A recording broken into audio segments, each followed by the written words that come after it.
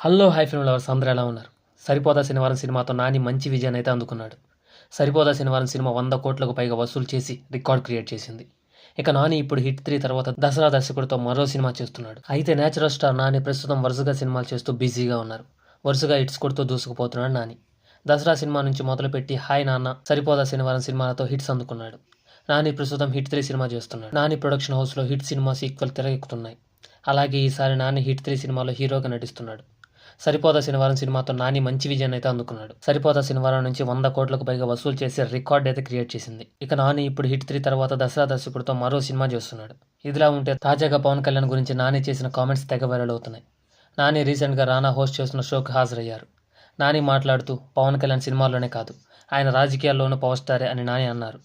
Power star Pawan Kalyan ప్రస్తుతం సినిమాల్లోనూ రాజకీయాల్లోనూ బిజీగా గడిపేస్తున్నారు. ప్రస్తుతం ఏపీ డిప్యూటీ సీఎంగా బాధ్యతలు నిర్వహిస్తున్నారు. అయితే నాని పవన్ కళ్యాణ్ గురించి మాట్లాడుతూ సినిమాల్లో పవన్ కళ్యాణ్ స్టార్గా ఎదిగిన విషయం అందరికీ తెలిసిందే. అయితే రాజకీయాల్లోనూ అదే స్థాయిలో ఎదిగారు పవన్ కళ్యాణ్. అక్కడ కూడా పవర్ స్టార్ అని నిరూపించుకున్నారు. ఎంతో మందికి స్ఫూర్తినిచ్చారని తెలిపింది నాని. ఈ కామెంట్స్పై రానా స్పందిస్తూ పవన్ చాలా కష్టపడి ఈ స్థాయికి వచ్చారు. ఆయన నిజంగానే సూపర్ స్టార్ అని రానా అన్నారు.